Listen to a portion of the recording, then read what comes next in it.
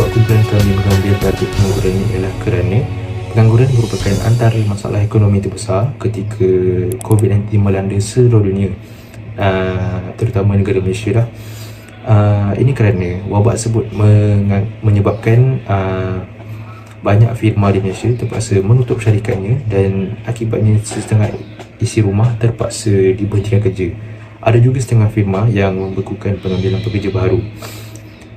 Di dalam website kami mengupas tentang isu pengangguran yang terjadi di Malaysia pada tahun 2020, kesan pengangguran kepada ekonomi negara Malaysia dan juga cara Malaysia mengatasi masalah pengangguran tersebut. Dalam proses membuat website tersebut, kami menggunakan Wix untuk mengedit dan mengubah suai kerana Wix dia memudahkan kerja kami lah untuk membentuk website tersebut mengikut kemahuan kami lah. Tujuan kami membuat website tentang pengangguran terjadi di Malaysia ialah untuk mengingatkan dan memberitahu kepada generasi yang akan datang bahawa Malaysia pernah terjadi pengangguran yang begitu berat lah ketika COVID-19 melanda, di mana menjejaskan ekonomi Malaysia kerana pengangguran tersebut melebihi kadar 4.0. Dan juga kami ingin memberi sedikit info dan maklumat kepada siapa yang tidak tahu dan yang ingin tahu tentang apa yang terjadi pada negara Malaysia, terutama pada ketika COVID-19 melanda seluruh negara lah. Selain itu, fakta-fakta yang kami letakkan di dalam laman web kami adalah bersumberkan daripada pihak Jabatan Perangkaan Malaysia serta akhbar-akhbar semasa. Jangan lupa untuk memberi penilaian, cadangan dan komen di laman web kami. Di laman web kami juga, anda boleh mengetahui tentang kesan-kesan pengangguran semasa pandemik COVID-19 dan cara mengatasinya. Serta anda juga boleh memberikan maklum balas di setiap bahagian isi yang telah diutarakan oleh kami.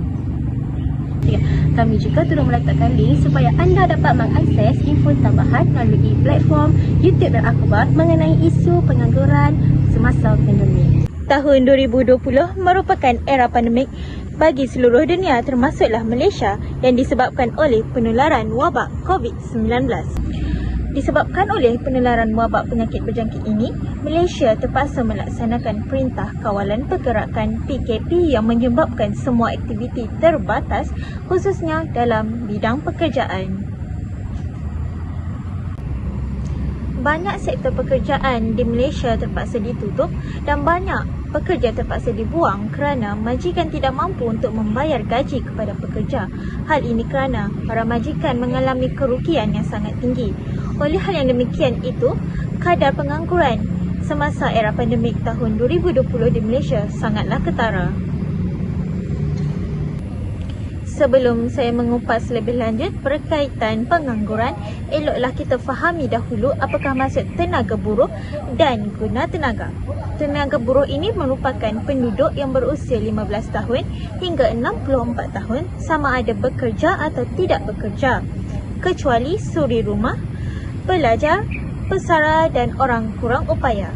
Manakala guna tenaga pula adalah mereka yang aktif dalam melaksanakan kegiatan ekonomi.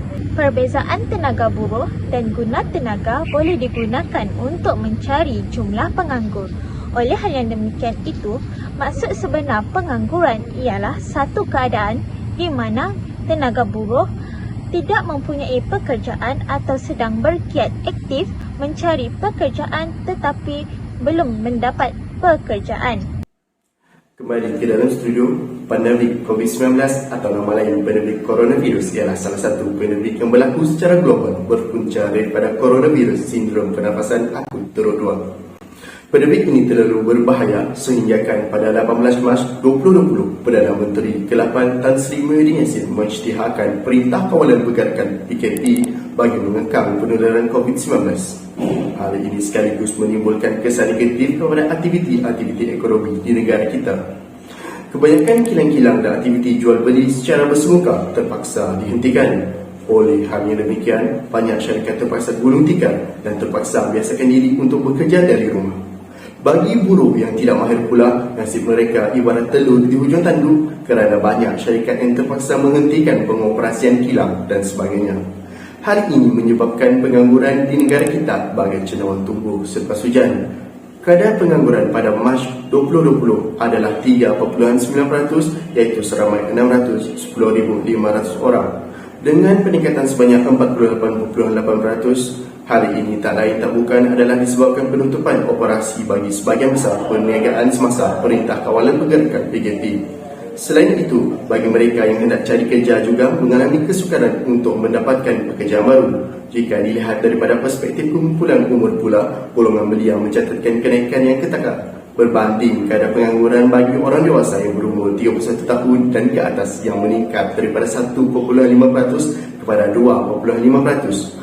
Belia yang berumur 15 hingga 24 tahun mencatatkan peningkatan pengangguran kepada 12.9% pada April 2020. Sementara kadar pengangguran bagi belia berusia 15 tahun hingga 30 tahun mencatatkan peningkatan daripada 7.8% kepada 9.0% pada April 2020. Hal ini menjadikan kadar pengangguran pada April 2020 adalah 5%, iaitu seramai 778,800 orang.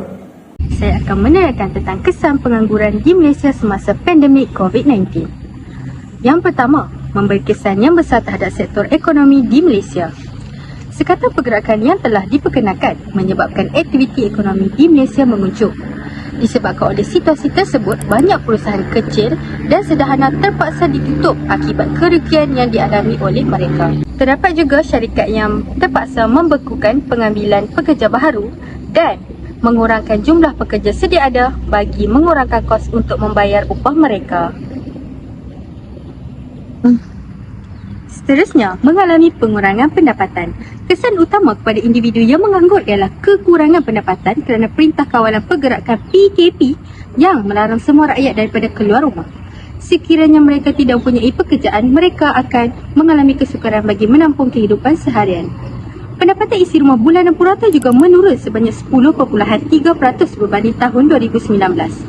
Penurunan tersebut adalah disebabkan oleh isi rumah mengalami kehilangan atau pengurangan pendapatan, terutamanya mereka yang berstatus pekerja, bekerja sendiri atau lain-lain lagi.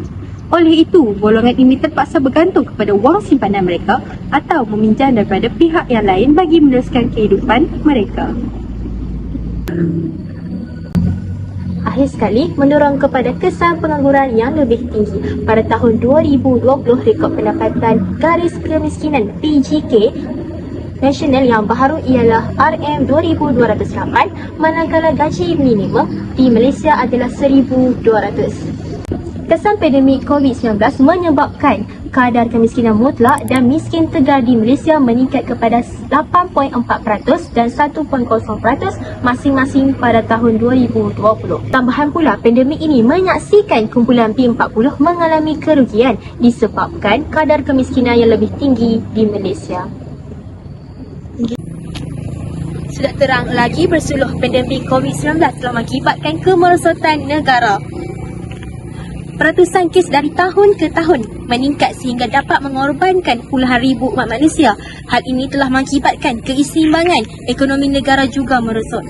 Jelaslah apabila pasaran buruh turut terjejas apabila kerajaan telah melaksanakan Perintah Kawalan Pergerakan yang menyebabkan hampir semua sektor perlu ditutup. Penutupan sektor utama ekonomi secara tidak langsung telah menyumbang kepada peningkatan kadar pengangguran dan kes pemberhentian pekerja di Malaysia. Anak petani bawa lemari bentuk kotak 4 persegi. Perpisahan ini tak terhindari. Semoga kita berjumpa lagi. Sekian, wabillahi taufiq wal hidayah. Wassalamualaikum warahmatullahi wabarakatuh.